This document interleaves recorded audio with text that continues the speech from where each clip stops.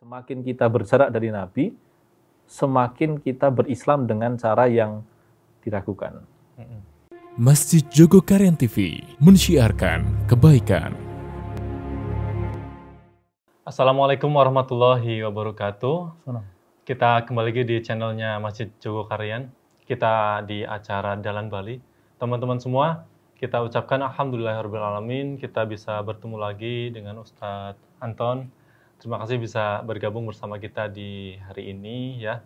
Teman-teman semua, alhamdulillahirrahmanirrahim. Wassalatu wassalamu ala asrofil anbiya'i wal mursalin wa ala alihi wa sahbihi ajma'in amma ba'du. Oke Ustadz, jadi untuk Ramadan kali ini kita ada acara Dalan Bali gitu ya. Dimana acara ini tuh konsepnya ngobrol santai. Dan teman-teman di sini Dalan Bali itu artinya kita mencoba untuk balik ke kampung halaman Nabi kita, Nabi Ibrahim, Nabi Adam alaihissalam, yaitu di surga. Jadi makanya buat teman-teman semuanya yang mungkin di dalam hidupnya perlu jalan untuk balik gitu ya, kembali lagi ke jalannya Allah yang lurus, kita sama-sama ngaji di Dalan Bali ini. Oke. Baik Ustadz, untuk hari ini temanya itu tentang madep mantep derek Kanjeng Nabi. Jadi ini bahasa kekinian gitu Ustadz. Jadi kalau Ustadz menerjemahkannya seperti apa silahkan Ustadz. Baik, menurut saya pertama, alhamdulillah wassalatu wassalamu ala rasulillah wa ba'du. Judulnya itu kekinian tapi gaya orang Jawa ya sebetulnya. Dalam konteks Jogokarian yang menjadi salah satu tempat yang memiliki pusat keislaman, yang mencoba untuk tidak berjarak dengan lokalitasnya, dengan masyarakat sekitarnya, menurut saya ini bagus ya. Meskipun nanti kalau sudah dihubungkan dengan orang non-Jawa atau non-Jogja begitu, itu bisa jadi menjadi hasanah gitu, jadi pengetahuan bahwa ternyata ada ungkapan seperti itu, ungkapan berbahasa daerah yang semoga menjadi populer ya. Tetapi jangan sampai kemudian dianggap sebagai superioritas orang Jawa atas orang non-Jawa itu. Sampai antum saja ketika menyebut Dalan Bali saya kurang Jawa. Nah, iya betul Pak. Karena saya Jawanya tuh ngapak. Oke. Nah, artinya 11-12 dengan betul. Simbah saya, tenang saja. Berkaitan dengan apa namanya mantep melu Kanjeng Nabi itu menurut saya bagus ya, bahwa pertama kita itu beragama dengan contoh yang jelas. Kita tidak menemukan dalam sejarah orang yang sejelas Nabi kita Muhammad SAW. Tidak ada satupun orang di muka bumi ini yang profilnya sejernih, selengkap, sekomplit Nabi kita Muhammad SAW. Bahkan lebih dari itu, ketika kita mengatakan bahwa Nabi mengatakan A, B, C, D, E, kita bisa mengatakan bahwa saya mendengar dari orang yang mendengar, terus sampai kepada orang yang lihat Nabi langsung. Misalkan, ya itu kita betul, kita sebut sanad ya. Dan kebetulan saya bersyukur sempat berkesempatan ngambil sanad, tapi dengan cara yang sederhana sebetulnya. Karena kalau yang standarnya sulit kan bisa misalkan hadis arba'in saja butuh waktu bisa 1 bulan itu. Tapi ini hanya sekali duduk antara maghrib sampai isya begitu. Dan kebetulan antara di dalam sanad itu ada 6 atau 7 ulama Nusantara begitu. Jadi Syekh Yasin Padang, terus kemudian termasuk di dalamnya melewati namanya Syekh atau Kiai Bakir Nur Jogja. Itu sahabat ya dari beliau ulama di Saudi begitu. Masih saudaranya Kiai Dahlan. Itu di mana Ustaz ambilnya? Saat itu di Gontor, di Masjid Tuang Gontor itu, Masjid Atik, dan yang bagi namanya Syekh Hisham Kamil Hamid Musa. Beliau kebetulan orang Azhar begitu, tapi beliau dikenal, kata teman-teman yang di Al-Azhar itu, beliau sangat menyayangi anak-anak yang dari Indonesia gitu. Bahkan ada teman itu yang dijodohkan oleh beliau. Artinya, dan beliau sering ke Indonesia lah. Nah di situ kan kita jadi punya kesadaran bahwa ketika kita mengatakan Nabi mengatakan A, B, C atau D begitu, kita bisa yakin bahwa kita seperti mendengar langsung dari Nabi atau melihat langsung Nabi kan. Dan itu tidak terjadi pada selain Nabi Muhammad SAW. Kalaupun terjadi pada selain Nabi itu pasti pengikut beliau. Tapi dengan tingkat keketatan yang lebih rendah. Misalkan kita tahu ya ada ulama yang dikenal punya banyak karomah, ada banyak keajaiban yang terjadi pada diri beliau. Itu ada sanadnya itu. Meskipun kemudian sanadnya bisa jadi tidak seketat Nabi Muhammad, tetapi ada sanadnya. Nah itu dia. Dan karena kita beragama itu memerlukan contoh, sementara Nabi Muhammad adalah contoh yang paling otentik, maka benar kalau kita harusnya mantep itu. Kita menghadap sepenuh hati kita kepada Nabi Muhammad SAW dan kemudian sebanyak-banyaknya, semaksimal mungkin menggali hasanah hidup dari beliau untuk kita jalani gitu. Dan kita tidak mungkin berislam tanpa itu. Kita berjarak dari Nabi, semakin kita berislam dengan cara yang diragukan. Sebaliknya, semakin kita bisa mencontoh Nabi kita, maka semakin kita menempuh jalan yang memang mengantarkan kita pada tujuan. Kalau dihubungkan dengan jalan Bali itu kepada rumah kita yang asli, yaitu surga, maka kita yakin bahwa ketika kita menempuh jalan itu adalah jalan yang paling efektif untuk mengantarkan kita ke rumah asli kita tersebut. Nah itu sih sebetulnya. Jadi harus benar-benar kita tuh paham dulu gitu ya, bagaimana Nabi kita menjalani hidupnya, dari sanadnya tadi juga, bagaimana kita bisa mencontoh gitu ya, apa yang beliau lakukan itu lewat para ulama-ulama yang sudah istilahnya mengambil sanadnya gitu ya, sampai ke Rasulullah SAW gitu. Caranya tuh seperti apa sih Ustaz? Bagi teman-teman kita kan masih muda, banyak yang belum tahu caranya gitu. Baik, pertama begini, harus dipahami bahwa mencontoh Nabi itu karena banyak alasan dan karena banyak tujuan. Nah, itu dia. Kita harus paham dahulu posisi itu. Kenapa kita ngikuti Nabi? Pertama tadi sudah ada alasan yang sudah kita ajukan ya, bahwa beliau satu-satunya manusia yang paling jelas, paling otentik begitu, yang mengantarkan kita pada keselamatan, pada kebahagiaan abadi begitu. Jadi terlalu banyak alasan ya untuk kenapa kita harus mengikuti Nabi kita Muhammad SAW. Ya. Tadi yang pertama sudah disebutkan di awal tadi tentang bahwa kita beragama dengan contoh yang jelas dan tidak ada agama dengan contoh seperti Nabi Muhammad. Sehingga kemudian nanti imbasnya ke agama itu yang namanya agama, yang disebut agama sebenarnya itu ya hanya Islam. Selain Islam itu istilahnya itu ya pseudo religion aja, dia agama pura-pura itu. Tidak benar-benar agama karena dia tidak betul-betul memandu manusia dan tidak ada panduan untuk menjalankannya secara seksama. Lalu alasan yang lain tadi disebutkan dalam Quran kan, in kuntum tuhibbunallaha fattabi'uni. Ya, kalau kamu mencintai Allah sebagai yang mengadakanmu, kemudian menciptakanmu, memberimu rezeki, ya ikuti Nabi itu. Kalau nggak ikuti Nabi sama dengan tidak mencintai Allah kan. Terus kemudian ketika kita mempelajari hidup Nabi itu kita bisa belajar semua detail ajaran Islam itu. Apalagi kalau kita merujuk kepada kitab yang memang komplit menjelaskan tentang Nabi ya. Di situ kita belajar akidah, itu belajar tentang akhlaknya Nabi, ibadahnya Nabi, muamalahnya Nabi ya, bahkan pengobatannya Nabi. Dalam kitab Zadul Ma'ad itu ada bagian yang merupakan bahasan tentang pengobatannya Nabi itu. Oh, itu spesial buat pengobatan. Iya.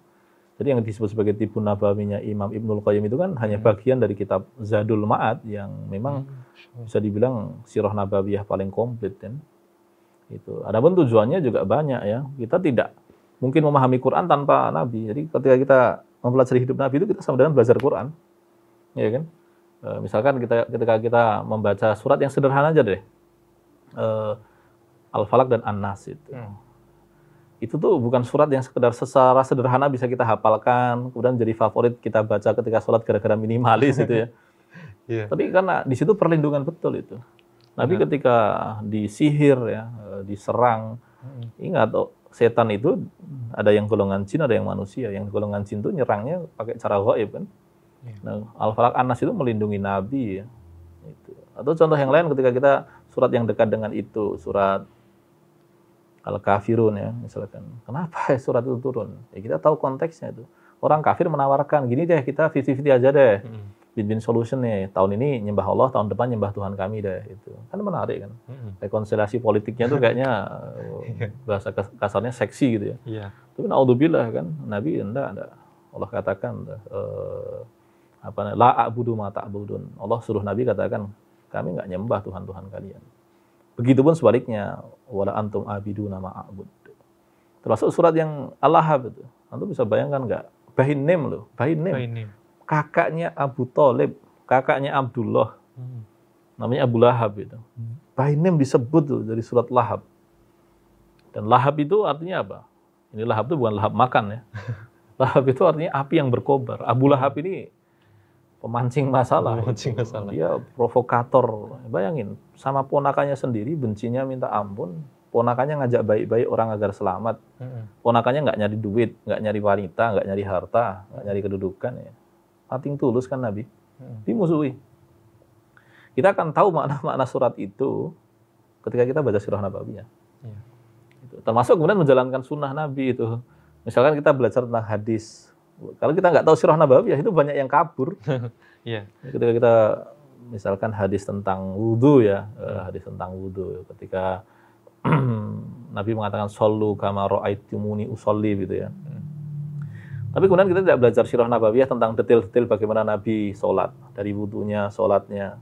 Kemudian berapa lama Nabi sholat gitu ya. Kita kan merasa bahwa sholat minimalis nggak apa-apa kan. Ya kan? Kita selama ini merasa sholat minimalis dan kita sudah punya kunci pintu surga. Setelah kita belajar Sirah Nabawiyah, tahu. Oh ya pantas ya. Surga itu mahal. Dan semua itu saling berhubungan ya tadi. Iya, karena konsekuensi tauhid itu adalah bahwa semua aspek dalam ajaran kita itu terhubung.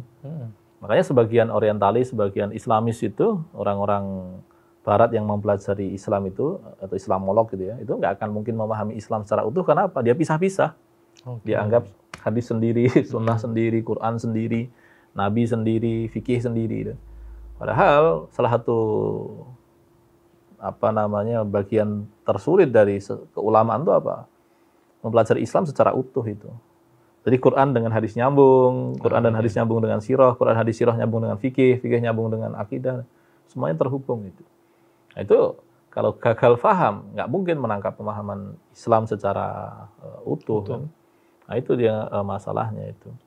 Jadi memang dan kemudian dengan kita tahu sirah lebih lengkap, kita akan tahu bahwa hal-hal dalam diri Nabi yang perlu kita contoh itu banyak.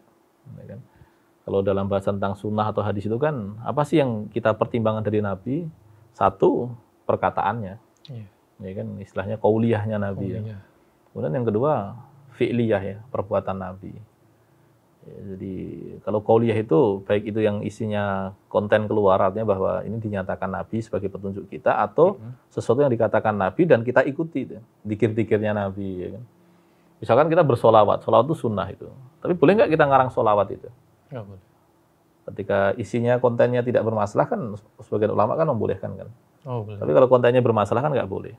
Jadi kalau kita ingin mendapatkan sholawat yang terbaik, ya kita contoh sholawat yang dibaca Nabi Muhammad. Misalkan apa? Allahumma sholli ala Muhammad wa ali Muhammad kama shollaita ala Ibrahim wa ali Ibrahim, sampai selesai yang kita baca di sholat. Jadi kan, seperti zaman-zaman sekarang kan banyak yang mengcover sholawat. Itu nggak masalah ya?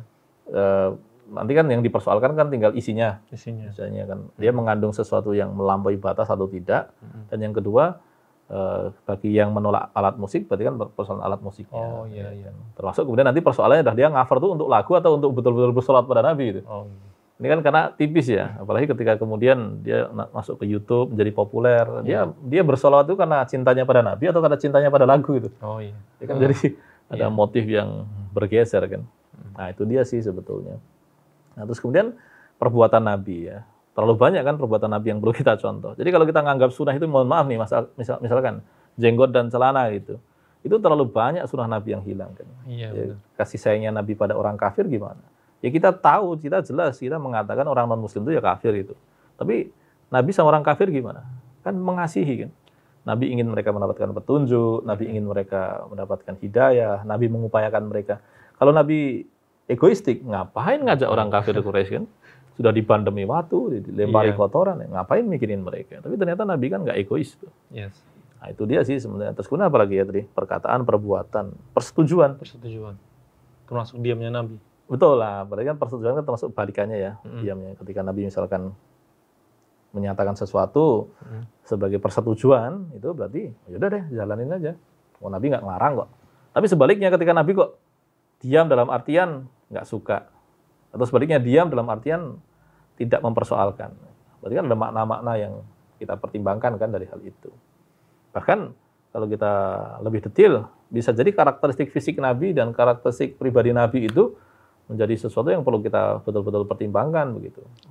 Ya kan, mungkin kalau karakteristik fisik bisa anulah ya, ada banyak bagian yang tidak masuk ke dalam sunnah. Tapi kalau orang yang mencintai Nabi, ya, kita tahulah Abdullah bin Umar itu Masya Allah kan, suatu ketika melakukan perjalanan, kemudian di tengah jalan beliau turun dari untanya melewati sebuah batu, kemudian beliau balik ke atas kendaraan, ditanya, tadi ngapain tuh? Ya nggak ngapa-ngapain tuh. Loh, ngapain turun itu? Masalahnya dulu ketika saya lewat sini, saya lihat Nabi. Beliau turun dari untanya, kemudian beliau ke balik batu itu. Memang kemudian ulama sebagian yang mengatakan Nabi buang hajat di situ. Tapi coba kita lihat bagaimana kecintaan itu kan. Betul. Jadi kecintaan, sholawat itu tanda cinta, kita tahu lah, kita sepakat ya. Tapi coba lihat, kecintaan ini lebih jauh daripada sekedar sholawat itu kan. Sampai hal yang secara rasional itu tidak punya keuntungan tertentu. Kita kan kadang-kadang bersunah kan ada keuntungannya kan, ya nggak? Misalkan kita sunah begini, itu kesehatan loh, gitu. Iya. Kita sunah ini, pahalanya banyak loh, ya kan? Kita sunah begini karena ada ampunan Allah loh di sini. Tapi kita lihat Abdullah bin Umar bukan masalah itu tuh. Beliau cinta saja sama Nabi. Cinta. Itu yang kita, ya pantas saja. Jadi ya. seperti Umar bin Khattab yang mencium Hajar Aswad, ya kan sambil ada berdialog. disclaimer itu. Iya. Jadi kan ada dialog, Masya Allah kan, itu kan kecintaan yang mengagumkan itu. Masya Allah. Jadi kalau belajar sirah nabawiyah itu harus dari awal, Ustaz. Nggak bisa cuma dari, misal kita baru anak hijrah nih, pengen belajar yang hijrahnya Nabi dulu aja, gimana itu, Ustaz? Sebagai awalan mungkin ya, dia langsung fokus ke hijrahnya Nabi. Tapi kan yang disebut hijrah itu kan satu fase kan. Nah, setelah fase hijrah kan dia tidak bisa lagi disebut sebagai anak hijrah. Dia muslim ya, dia sudah harus menjadi muslim yang berkomitmen. Benar. Meskipun levelnya di level mula kan nggak apa-apa kan. Masa iya sih, saya anak hijrah loh, udah berapa tahun? 5 tahun. Itu kelamaan, ketuaan kan. Sudah anak kecil udah bisa lari kemana-mana. Kamu hijrah di bulan pertama, bulan kedua. Bulan selanjutnya kamu sudah menjadi muslim yang multazim, yang punya komitmen. Nah, ini berarti benar. Maksudnya ada pemahaman yang perlu diluruskan juga itu. Ya. Seperti mu'alaf. Dia kan nggak selamanya mu'alaf ya. Ya, betul. Mu'alaf berarti ketika dia baru masuk Islam aja. Betul. Itu. Kalau udah setahun ya sudah bukan mu'alaf, udah muslim. Iya. Sudah muslim itu. Oke. Jadi teman-teman juga, kita tuh harus terus ini ya, artinya tahu posisi kita itu sekarang sampai mana itu. Betul. Hijrahnya kita sampai mana. Apakah kita masih di awal atau di tengah atau sudah tahap-tahap yang sudah lumayan senior lah. Karena ketika kita sudah mulai hijrah dan lama, ada 1-2 amanah yang mulai dikasih gitu, Ustaz. Ya. Gimana sih kalau kita misal baru juga kemarin hijrah, terus ada orang, kok kamu kayaknya enak tuh hijrah, ikut pengajian, adem, boleh nggak aku ikut? Terus udah habis ikut, dia konsultasi sama dia. Jadi kayak, aku nih baru hijrah, belum pantas buat ngasih ceramah-ceramah ke kamu. Itu gimana? Sebenarnya kan tadi, selama manusia terus belajar dan bisa mengukur dirinya, dia bisa bersikap adil pada dirinya dan pada orang lainnya, sebenarnya sudah selesai ya. Misalkan ketika, wah kamu kok ketika berhijrah merasakan ketentraman, saya ikut dong begitu. Terus kemudian ya kan berarti kapasitas dia baru sebatas mengajak saja, ya sudah ikut saja gitu.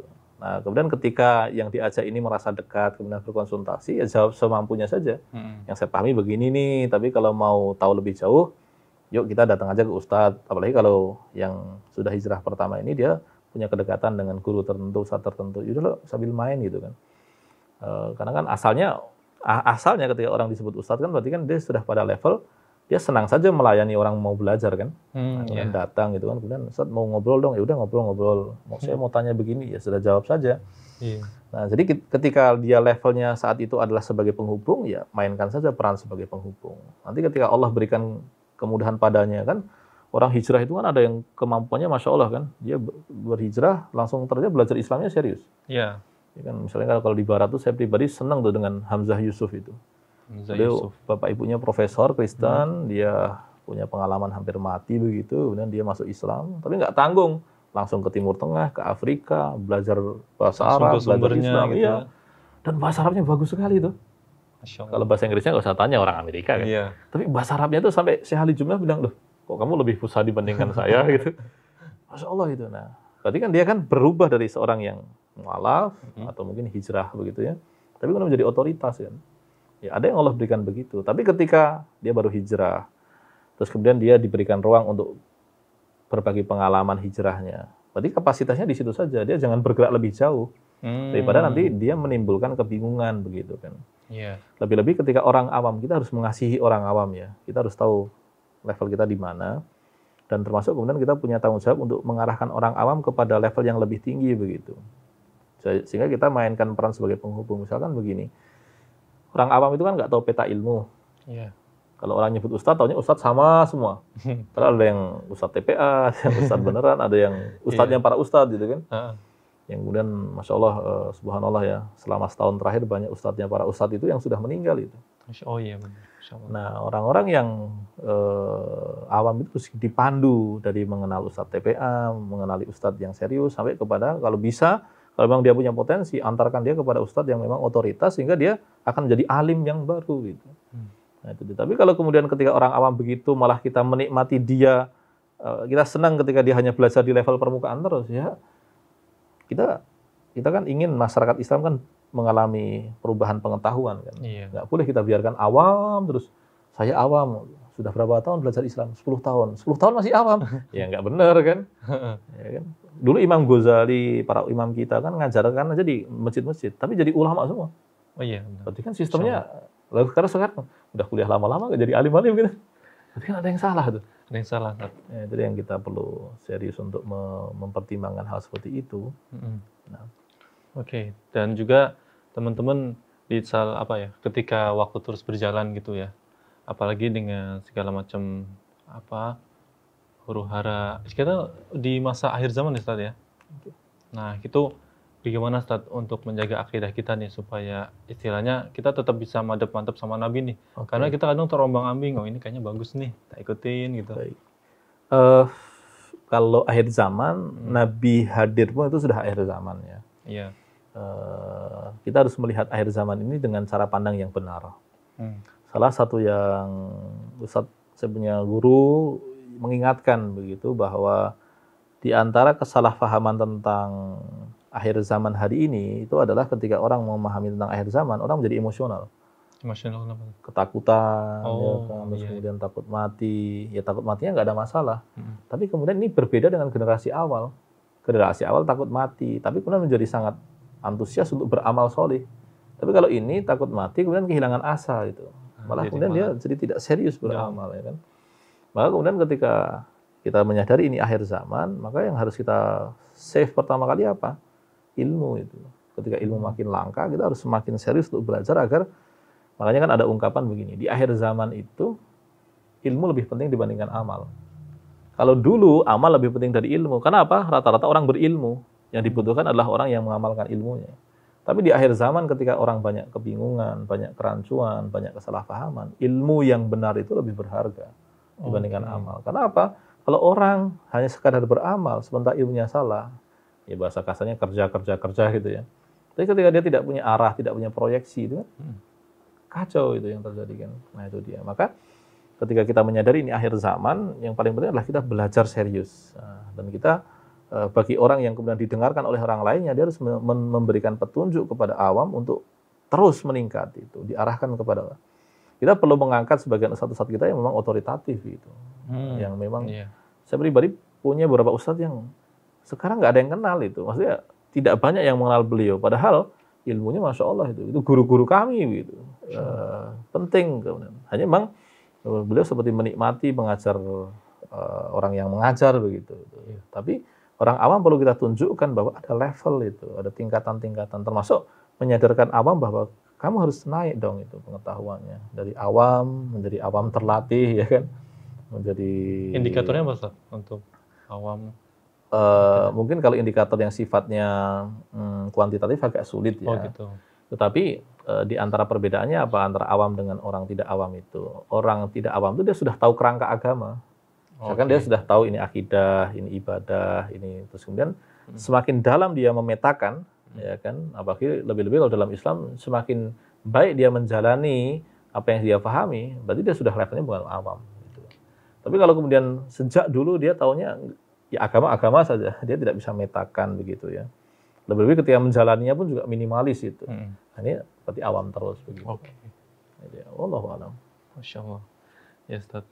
Jadi teman-teman sahabat Dalam Bali, kita kan memang apa ya, kadang ada yang sudah tadi mencapai lewat di atas awam, tapi masih belum berani gitu, belum istilahnya pede ngajak teman-teman semuanya. Tapi kalau hanya sekedar ngajak nggak apa ya, Ustaz ya.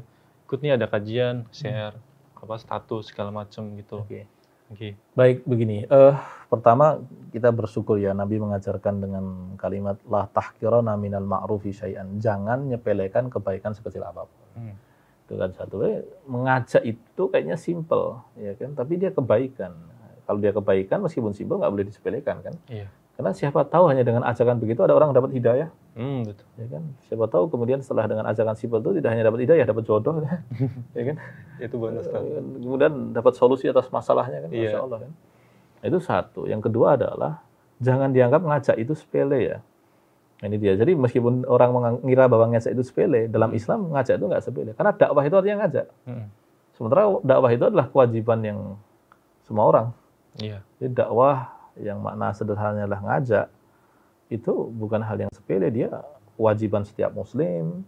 Yang kalau itu hilang Islam. Ya kan? Ketika ada sebuah masyarakat yang ajakan pada kebaikan itu berkurang, pasti kerusakan makin banyak. Sebaliknya ketika ajakan pada kebaikan itu semakin banyak, kerusakan juga akan semakin berkurang kan. Maka jangan pernah menyepelekan ajakan. Nah, hanya kemudian meskipun semua orang punya kewajiban mengajak, memang kemudian kapasitas pengajakannya itu bisa beda-beda. Misalkan kalau yang berhijrah masih awam, ya dia ngajaknya sudah yuk ini ada majelis begitu. Tapi kalau dia punya ilmu kan bisa yuk belajar kitab, ya kan. Mau nggak nih? Malah sama dia sendiri. Betul itu. Karena sebagian pelajar yang sudah lanjut atau orang yang diberikan ilmu oleh Allah tuh dia harus mau bersikap sebagai dai itu, tidak kemudian merasa gengsi dengan misalkan begini. Saya ahli ilmu, masa orang nggak datang kepada saya, masa saya nawarkan ilmu. Kami ada kiai sepuh itu, Masya Allah ya, beliau kiai yang dihormati di Muhammadiyah maupun di NU, beliau bilang begini, ya bagi yang alim, yang alim tapi masih awal itu ya mungkin dia didatangi itu. Tapi bagi alim yang sudah tahu betul ya, dia seperti orang yang membawa ceret itu dan air itu didatangkan kepada orang yang punya gelas itu. Jadi dia menghadirkan itu, tidak lagi dihadiri kan. Tidak seperti sumur yang didatangi, tapi dia seperti orang yang membawa ceretnya berisi air dan ceret itu dibawakan, dihadirkan kepada orang-orang. Karena kalau logikanya seorang alim itu merasa tinggi seperti itu ya tentu nanti para pelajar itu kita harus didik ya dengan adab yang benar. Tapi kalau kemudian dia merasa harus didatangi, Islam nggak ada. Nabi Muhammad itu kurang mulia apa? Dia datangi satu persatu. Orang miskin didatangi, orang lemah didatangi, orang mulia didatangi. Tidak ada gengsi di situ. Karena orientasi Nabi jelas kan. Orang dapat petunjuk itu aja. Itu yang Nabi kita, Masya Allah lah. Terlalu banyak pelajaran dari diri beliau. Dan terlalu banyak juga yang kita belum tahu dan belum bisa menjalaninya. Kan? Iya. Itu sih sebetulnya. Dan itu kan mantep sama Nabi di bidang amar ma'ruf gitu ya. Betul. Kalau dalam nahi mungkarnya gimana, Ustaz? Nah, ini dia yang bebannya lebih berat ya. Nahi mungkar itu konsekuensinya orang menimbulkan ketidaksukaan. Karena nahi mungkar itu pasti mengandung intervensi terhadap ego seseorang.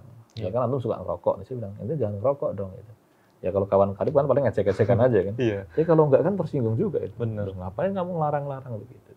Lebih-lebih kalau kita renungkan, sekarang itu zamannya orang itu tidak terbiasa untuk dikoreksi dan mengoreksi. Hati itu tidak terlatih untuk dikritik gitu. Oh iya. Kita hidup di zaman yang seperti itu. Jadi ada kayak semacam penyakit hati gitu. Iya, betul itu. Ini ada cerita di kalangan ulama itu ya. Masya Allah itu ada seorang alim di Madinah. Kemudian ada alim yang lain tuh yang lebih muda itu datang ke Madinah. Dia sholat sunnah itu. Selesai sholat sunnah ada orang tua datang gitu. Dan mau duduk kan orang tuanya itu. Dia bilang, antum jangan duduk dulu. Sholat sunnah dulu. Gitu. Sholat sunnah dia. Setelah selesai sholat sunnah, salam gitu kan. Kemudian mulai orang-orang berkumpul di sekitarnya. Nah yang ingat ini sudah mulai nggak enak nih. Ini siapa nih? Dia tanya itu. Siapa beliau? Itu ulama X gitu. Dia baru sadar itu yang dia cari gitu kan. Nah, selesai acara dia bilang, saya mohon maaf tadi mengingatkan Anda itu. Jawaban syekhnya apa? Apa masalahnya? Antum bener kok. Sesimpel itu aja. Masya Allah. Artinya bahwa ketundukan hati pada kebenaran itu sangat mengagumkan. Dan itu akhlak yang mulia kan. Iya. Jadi akhlak selama ini kita menganggap akhlak mulia itu baik hati, sopan santun. Padahal enggak itu. Iya. Di bahasan akhlak selanjutnya tuh hati yang mudah tunduk pada kebenaran, hati yang membenci kebenaran yang sampai ke ubun-ubun misalkan. Tapi kemudian bagaimana cara dia memperlakukan pelaku kemaksiatan dengan kasih sayang, itu kan akhlak-akhlak lanjut itu. Iya. Tapi kalau di level mulai ya sopan santun. Jadi akhlak pun ada tingkatannya. Masya Allah. Ya. Dan ketika seperti tadi, berarti kan tidak ada kesombongan dalam dirinya itu. Ya, betul. Ya, karena kan definisi kesombongan menurut Nabi kan, itu yang kita sadar kan. Iya. Selama ini kan kita menggunakan kata sombong sembarangan kan. Lu sombong tuh kan, gitu kan. Iya. Padahal Nabi bilang apa? Sombong itu kan batarul haq. Kamu nolak kebenaran itu. Jadi, ente mau sebaik apapun, mau akrab sama siapapun, ya kan, mudah menyapa siapapun. Tapi kalau ada kebenaran kamu tolak, ya udah sombong gitu aja. Itu. Indikator itu. Iya. Termasuk sebaliknya, sebagian orang itu kan tidak nyapa kan bukan karena sombong, tapi karena dia kan ternyata punya sifat malu itu kan. Malu. Jadi dia termasuk tipe orang yang sungkan karena meskipun dia bisa jadi dianggap tokoh oleh orang-orang, tapi dia bisa jadi merasa dirinya bukan apa-apa.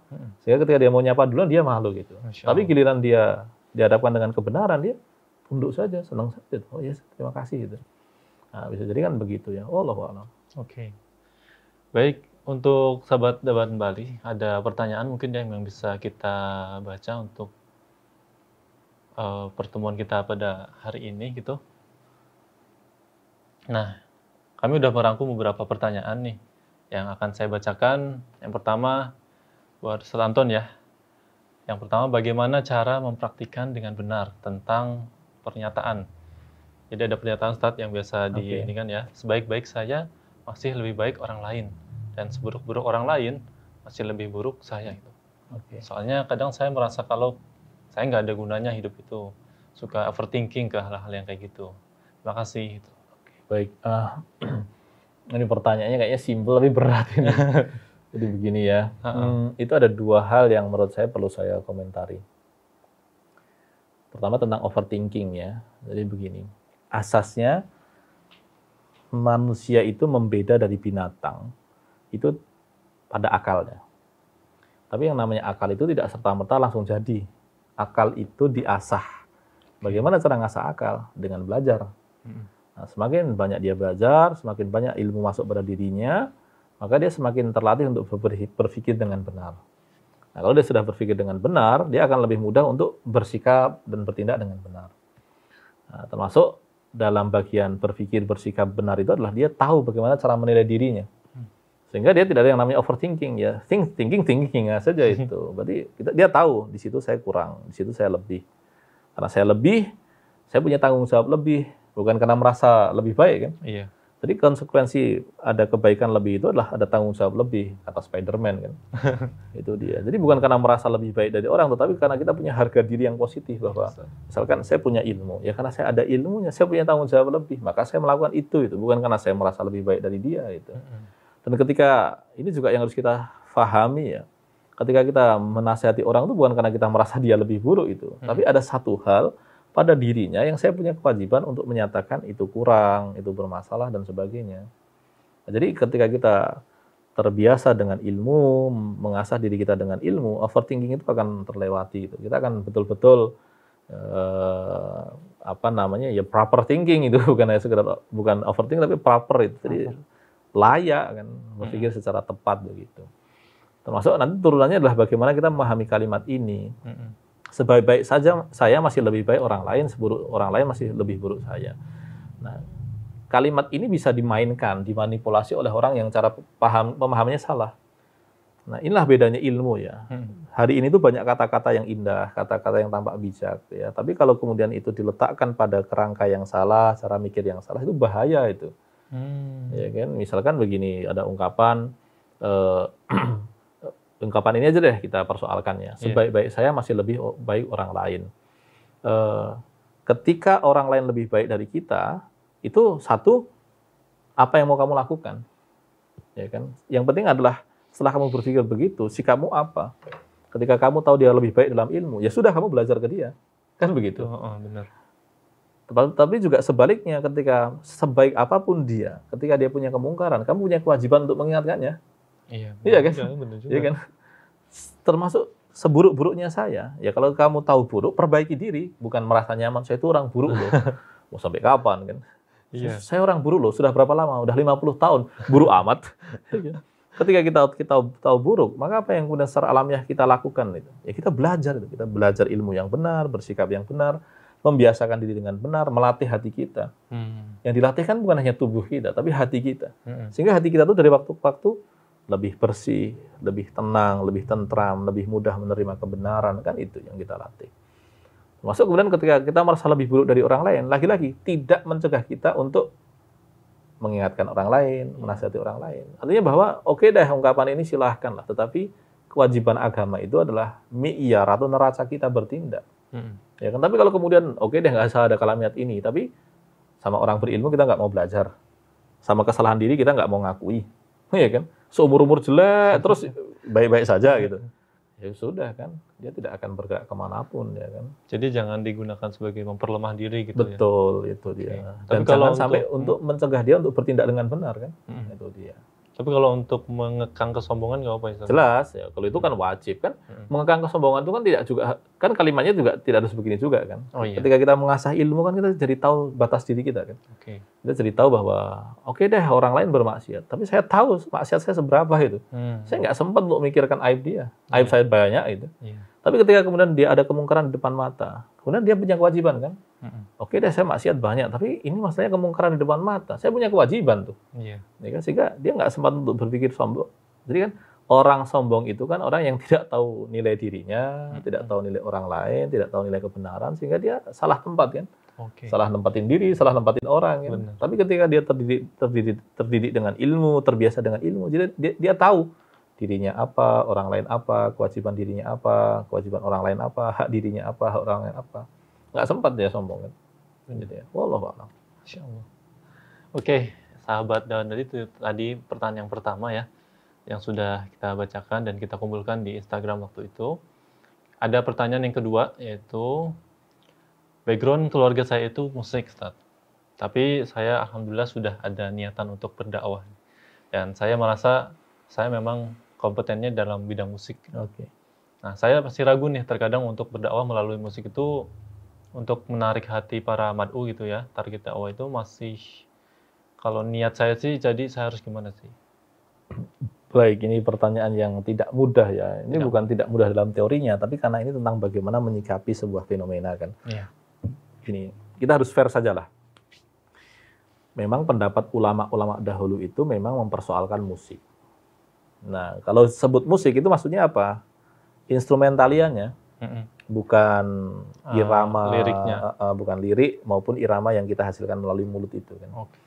Ketika orang berdendang dengan satu irama tertentu dari mulutnya dan ada konten atau lirik yang bagus begitu, itu tidak dipersoalkan oleh ulama. Jadi syair gitu. Ya, syairnya tidak ada masalah kan. Maka kita harus tahu dulu yang dipersoalkan di mana.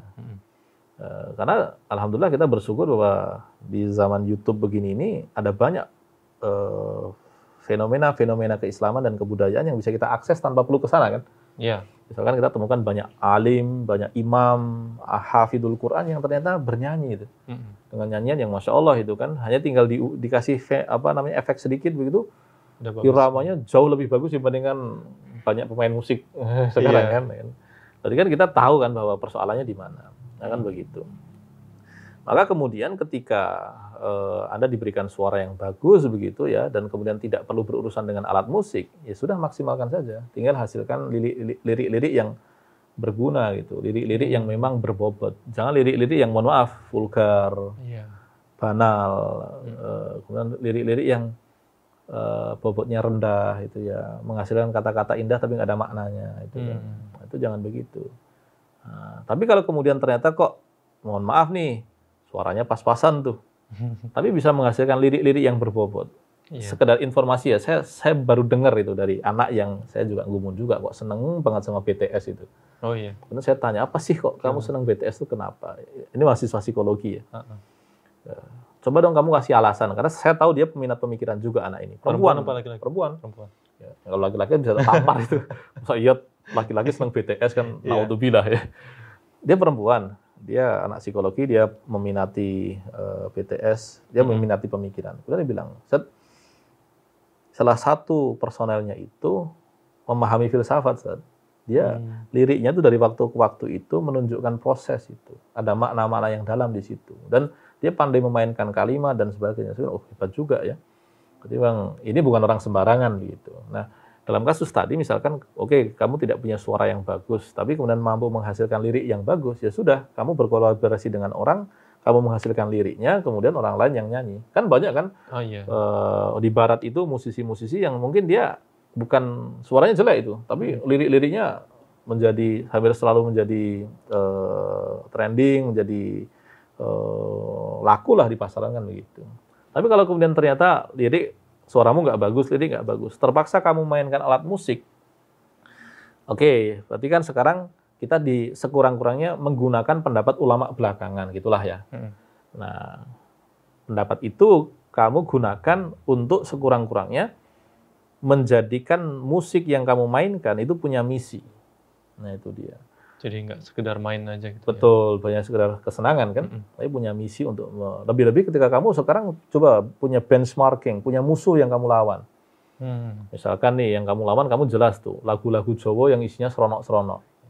Musuh pertama tuh. Dan yang kedua lagu-lagu ngepop yang membuat orang tuh jadi mehek-mehek itu. Ketika dengerin itu malah hatinya makin remuk redam itu. Terus kemudian apa lagi? Yang kamu lihat adalah lagu-lagu yang isinya tuh hanya mengumbar persoalan cinta, tidak pernah mengajarkan tentang kehidupan, ketegaran, ya. Maka ketika kamu berangkat dari situ, ya sudah, berarti kamu punya tanggung jawab untuk menghasilkan karya-karya musik yang berbobot, berkebudayaan tinggi, bukan sekedar menuruti nafsu orang. Karena kan banyak lagu-lagu hari ini tuh yang sekedar menjadi media pelampiasan syahwat, pelampiasan amarah, keinginan untuk memaki, perasaan rindu yang nggak ada ujungnya. Sehingga orang ketika mendengarkan itu tuh makin kacau di jiwanya itu. Dan mirisnya anak kecil juga. Betul, ya kan? Dengar itu. Kita jadi sedih tuh, wah ini siapa yang melindungi adik-adik kita kan? Nah, atau mungkin yang simpel aja deh, menghasilkan lagu-lagu anak yang cocok gitu. Adik-adik kita tuh sekarang nggak punya lagu anak-anak loh. Iya, nggak kayak zaman dulu tuh. Betul, ya dulu ada. Yang Belia tuh ada lagu-lagu anak yang liriknya tuh Masya Allah, menabung, menghormati orang tua. Sekarang nggak ada tuh. Anak kecil lagunya malah Jawa, seronok itu. Naudzubillah, begitu. Nah, maka kemudian berangkat dari situ berarti kan punya misi. Termasuk kemudian misi puncaknya itu apa? Ini yang kemudian ingin saya katakan.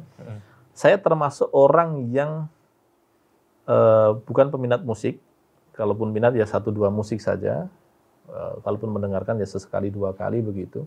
Meskipun saya akui beberapa saat ini saya sedang mencermati lagu tertentu begitu. Hanya kemudian saya memang punya kecenderungan untuk mengatakan bahwa musik itu problematis. Di kalangan para filosof dulu, Imam Ghazali misalkan, Al-Farabi misalkan, Ziryab misalkan. Musik itu kan masuk rumpun matematika.